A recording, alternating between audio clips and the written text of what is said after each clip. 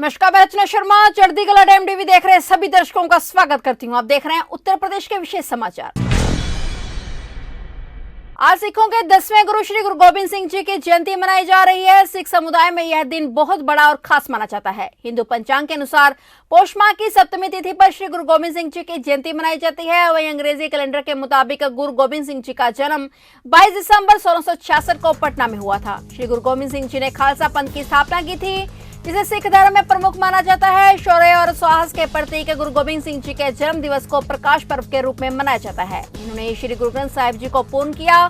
आज 9 जनवरी को राष्ट्रभक्ति और वीरता के प्रतीक सिख धर्म के 10वें गुरु एवं खालसा पंथ के संस्थापक श्री गुरु गोविंद सिंह जी के प्रकाश पर्व पर प्रधानमंत्री समेत कई नेताओं ने उन्हें कोटि कोटि नमन किया है। वहीं उत्तर प्रदेश के मुख्यमंत्री योगी आदित्यनाथ ने भी श्री गुरु गोविंद सिंह जी के प्रकाश पर्व पर उन्हें याद कर नमन किया। सीएम योगी ने कहा कि धर्म, संस्कृति और मानवता के रक्षक, महान संत व अद्भुत योद्धा, सिखों के 10वें गुरु और खालसा पंथ के संस्थापक श्री गुरु गोविंद सिंह जी महाराज को उनके प्रकाश पर्व पर कोटिश नमन व सभी श्रद्धालुओं को हार्दिक बधाई। सीएम योगी ने कहा कि आपका त्यागमय जीवन संपूर्ण मानव समाज के लिए एक महान प्रेरणा है।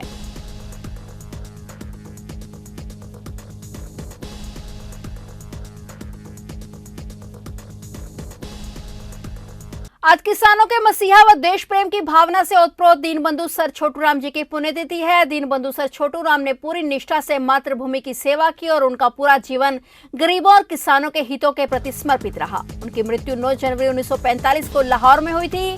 चौधरी छोटू राम का जन्म 24 नवंबर 1881 में रोहतक, हरियाणा के गांव गढ़ी सापला में हुआ था। उनका असली नाम रिचपाल था। घर में सबसे छोटे होने के कारण उनका नाम छोटू राम पड़ गया। दीनबंधु छोटू राम की आज 77वीं पुण्यतिथि है। सर छोटू राम जी की पुण्यतिथि पर यूपी के सीएम योगी आदित्यनाथ ने उन्हें विनम्र श्रद्धांजलि दी। सीएम योगी ने ट्वीट कर उन्हें नमन किया और कहा कि महान स्वतंत्रता संग्राम सेनानी, प्रतिबद्ध समाज सुधारक, किसान हित चिंतक, वंचित समाज के उत्थान हेतु आजीवन संघर्ष करने वाले सर छोटू राम को उनकी पुण्यतिथि पर विनम्र श्रद्धांजलि। सामाजिक समरसता हेतु समर्पित आपका जीवन हम सभी के लिए पथेय है।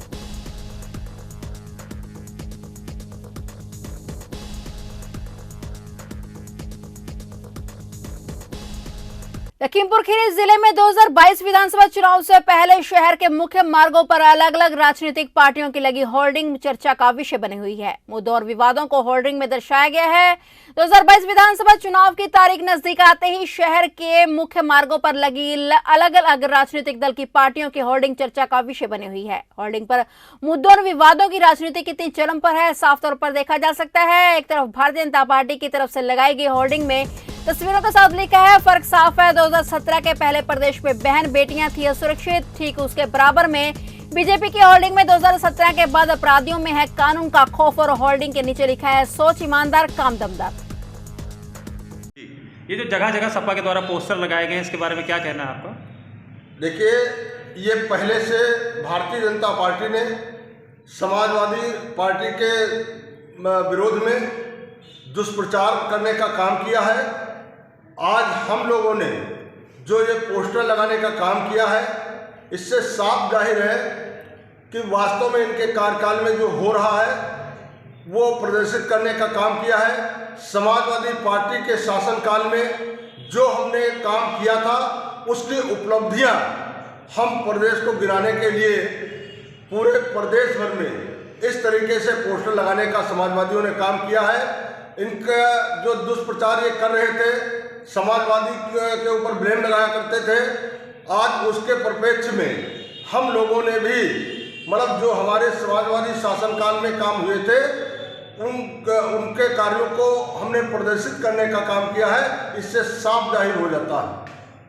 चित्रकूट में 2 दिन से लगातार बारिश होने से जनजीवन प्रभावित हुआ है। आपको बता दें कि चित्रकूट में भगवान राम की तपोभूमि है और यहां पर प्रतिदिन सैकड़ों श्रद्धालु आते हैं। 2 दिन से लगातार बारिश होने से लोग घरों में ही कैद होने को मजबूर हैं। व्यापारिक प्रतिष्ठान बंद करके लोग इस ठंड की बारिश से बचने के लिए घरों में कैद हो गए हैं। बता दें कि कोरोना बढ़ते मरीजों को देखते हुए जिला प्रशासन ने 16 तारीख तक 1 से लेकर 12वीं क्लास तक के विद्यार्थियों को पहले से ही स्कूलों में आने के लिए मना कर दिया है और इस तरह की बारिश होने से लोगों के अंदर इस महामारी का डर बना हुआ है और उधर किसानों की भी परेशानी इस बेमौसमी बारिश ने बढ़ा दी है। अगर इसी तरह बारिश होती रही तो लोगों को काफी मुश्किलों का सामना करना पड़ सकता है। मौसम विभाग ने भी अगले और 24 घंटों तक इसी तरह मौसम बना रहने की चेतावनी दी है।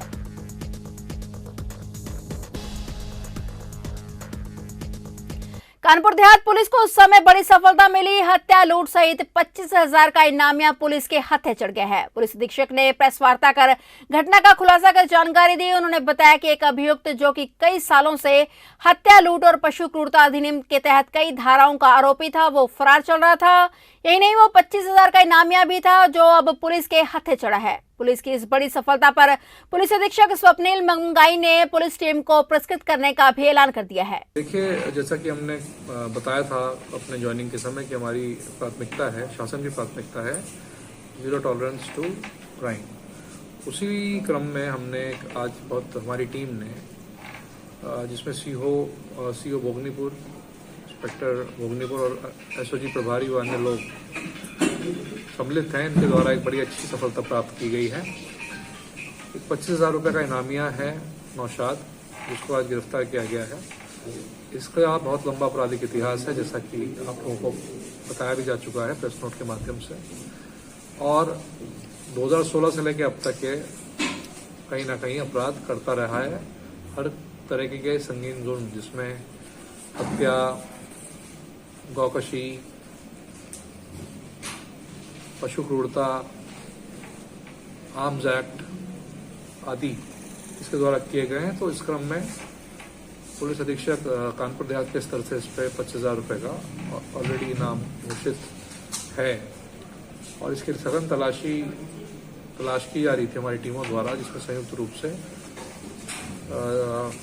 थाने की टीम एवं एसओजी टीम लगी हुई थी। और उसी क्रम में आज ये पकड़ा गया है। और अगर आवश्यकता पड़ती और 1-2 दिन और नहीं पकड़ा जाता तो इसका हम लोग आगे इनाम बढ़ाने के लिए संस्तुति भी करने वाले थे। बट बेशक ये बहुत अच्छा वर्कआउट है और ये पहला, मुझे खुशी है कि ये प्रथम वर्कआउट एक अच्छा वर्कआउट है। और शासन की जो प्राथमिकता है उसके क्रम में ये कार्रवाई हुई है, जिसके लिए हमने अपनी टीम को सम्मानित भी किया है 11,000 रुपये नकद पुरस्कार।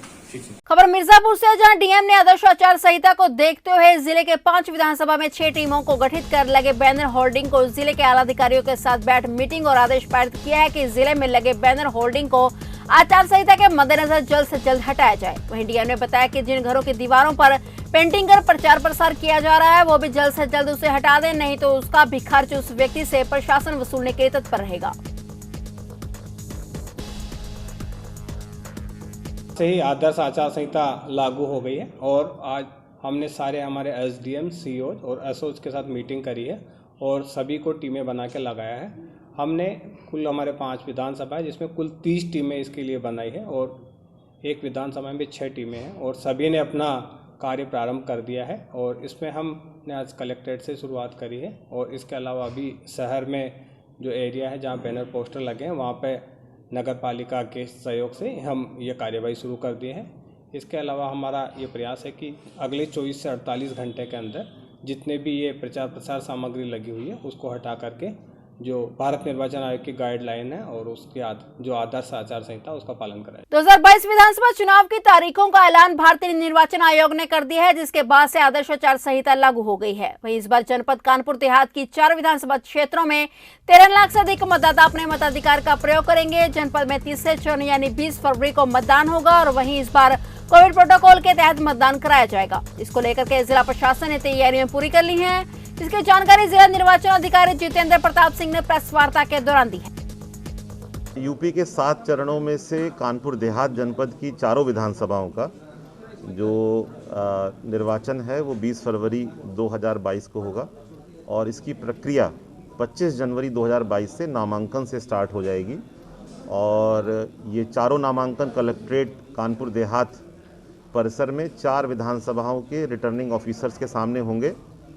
निर्वाचन अधिकारी सिकंदराबाद, रसूलाबाद, अकबरपुर और भोगनीपुर विधानसभा के। तो ये हमारे जनपद में एमसीसी के प्रावधान कार्यक्रम की घोषणा के साथ लागू हो गए हैं।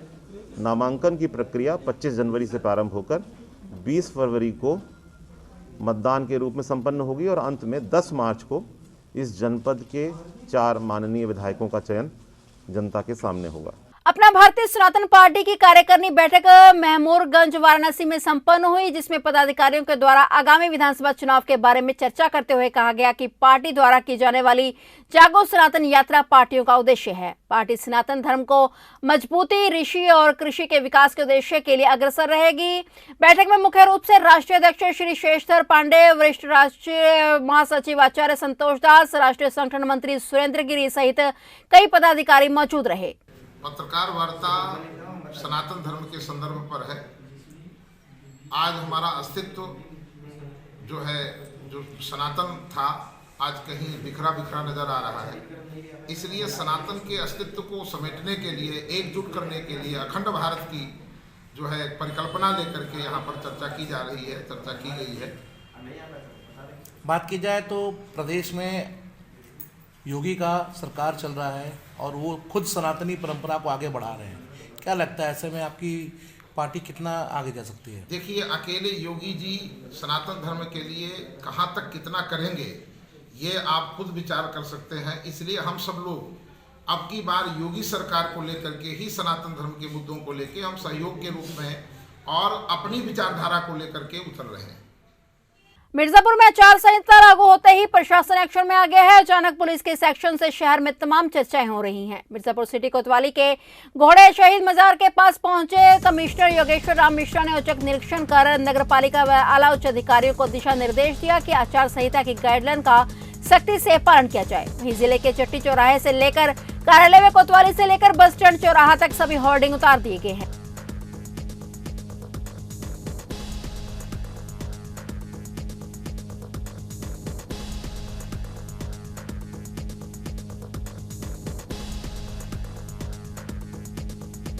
यूपी विधानसभा चुनाव के लिए आचार संहिता का ऐलान हो चुका है। चुनाव आचार संहिता लगते ही जिला प्रशासन एक्शन में आ गया है। जिला प्रशासन ने होर्डिंग उतारने का काम शुरू कर दिया है। बिना इजाजत के अब राजनीतिक दल होर्डिंग और बैनर नहीं लगा सकेंगे। चंदौली के सभी जगहों से प्रशासन ने होर्डिंग व बैनर उतारने शुरू कर दी।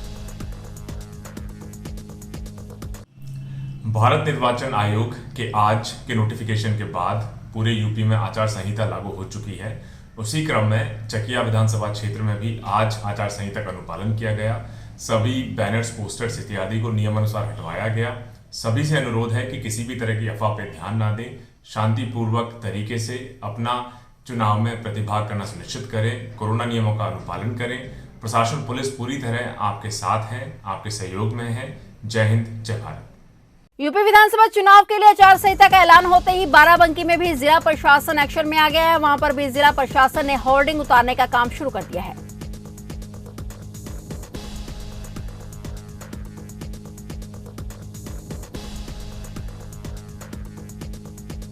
मिर्जापुर में आचार संहिता लागू होने से पहले सरकार की मंशा के अनुरूप करीब 2000 छात्र छात्राओं को स्मार्टफोन व टैबलेट वितरण किए गए। नगर के केबीपीजी कॉलेज में जहां मोबाइल पाकर छात्र छात्राओं के चेहरे पर खुशियां थी, वहीं छात्र छात्राओं ने सरकार का धन्यवाद भी कहा। वितरण समारोह में शामिल मजमा विधायक सुचिस्मिता मौर्य, 96 विधायक राहुल प्रकाश कौल, जिलाधिकारी प्रवीण लक्ष्कार, मुख्य विकास अधिकारी आदि उपस्थित रहे। सरकार की योजना के तहत पढ़ाई के लिए नए संसाधन मिलने के बाद बालक बालिकाओं ने बताया कि इससे उन्हें पढ़ाई करने में सुविधा मिलेगी, घर बैठे ही वे अपनी पढ़ाई कर सकते हैं। वहीं समारोह में पहुंचे जिलाधिकारी ने बताया कि आज करीब 2000 बच्चों को लैपटॉप, स्मार्टफोन का वितरण किया गया है ताकि वे घर बैठे ही अपनी पढ़ाई को पूरा कर सके और कोरोना काल में पढ़ाई में कोरोना काल उनका रुकावट ना बने। पर टैबलेट और स्मार्टफोन का वितरण किया गया है और आप सभी को जानकारी है कि राज्य सरकार की योजना है।